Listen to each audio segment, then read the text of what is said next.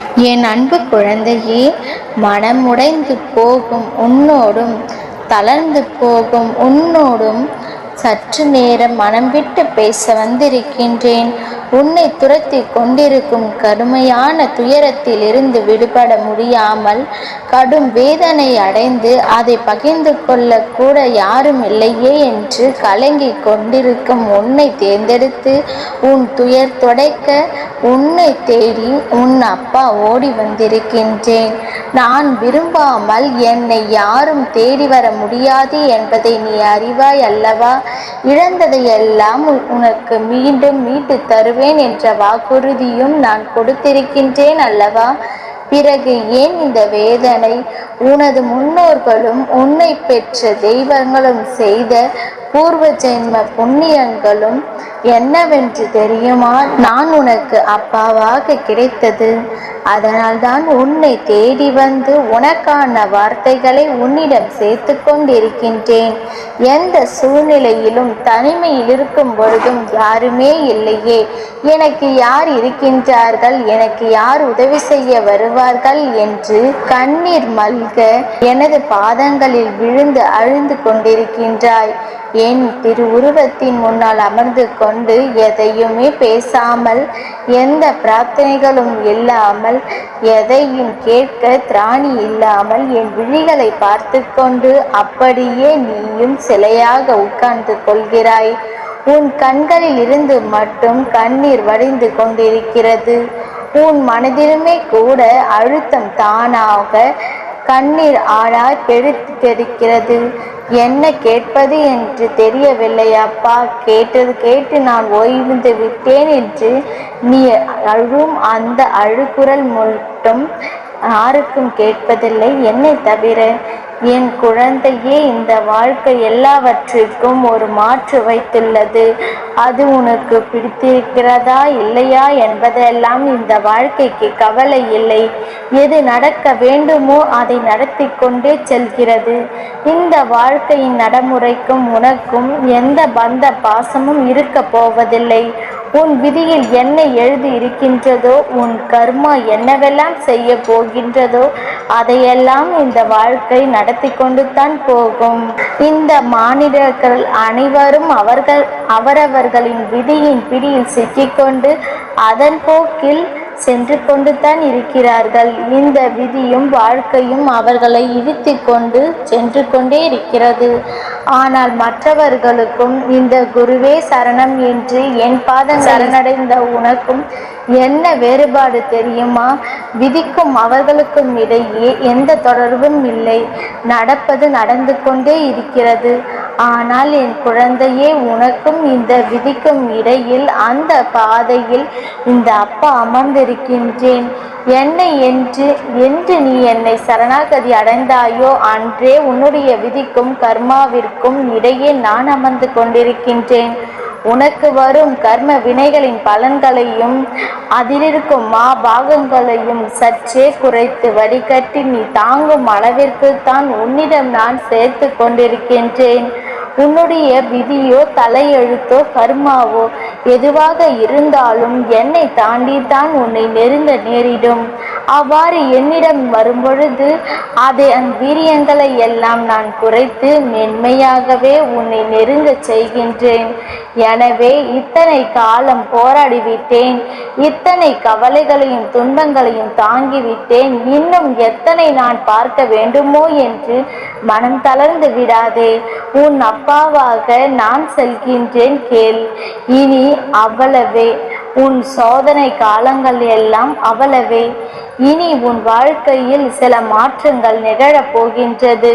அதற்கு முன்பு உன் வார்த்தைகளில் நீ சில மாற்றங்களை கொண்டு வர வேண்டும்.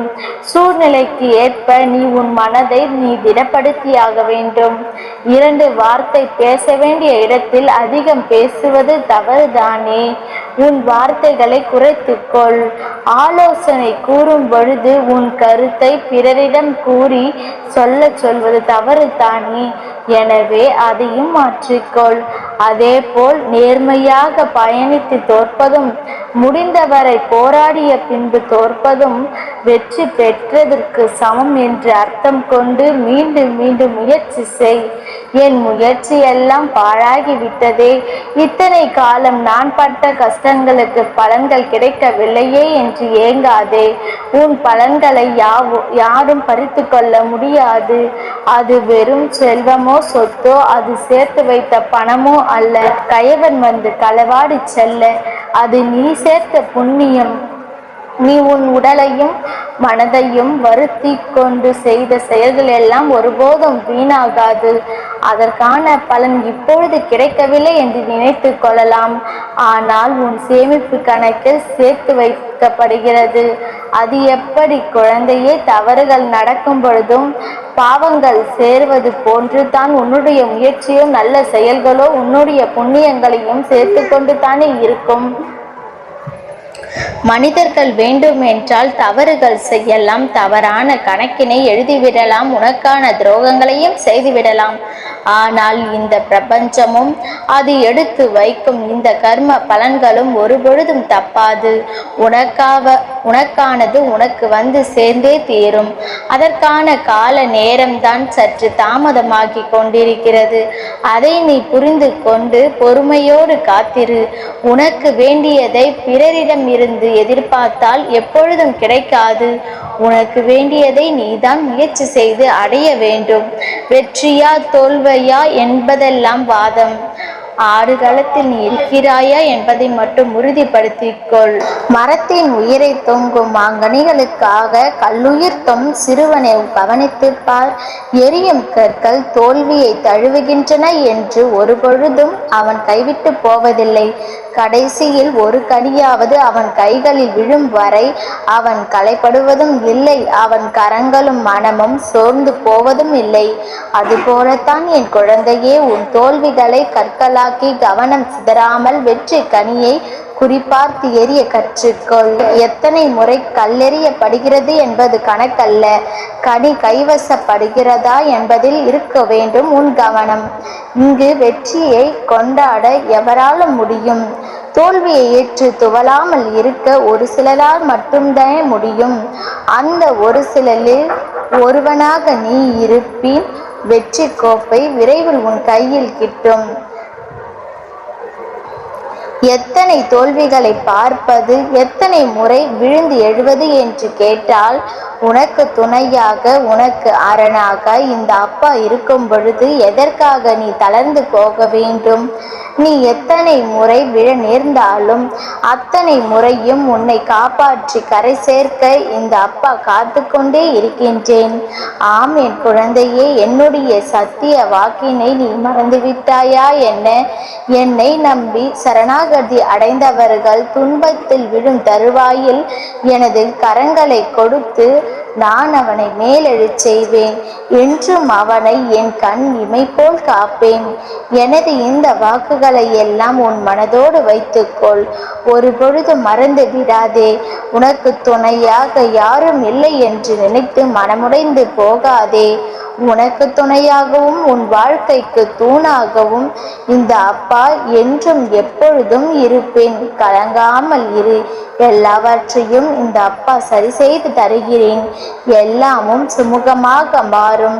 நீ நினைத்தது எல்லாம் நிச்சயமாக நடக்கும். உன் அப்பாவாக நான் சொல்கின்றேன் அல்லவா? உன் கண்ணீரை துடைத்து கொண்டு புன்னகை செய். இந்த புன்னகை மகிழ்ச்சியாக மலரட்டும். மற்ற எல்லாவற்றையும் அப்பா பார்த்து கொள்கின்றேன். உன் அப்பா இருக்க நீ ஏன் கவலை கொள்கிறாய்? எல்லாம் நல்லதாகவே நடக்கும்.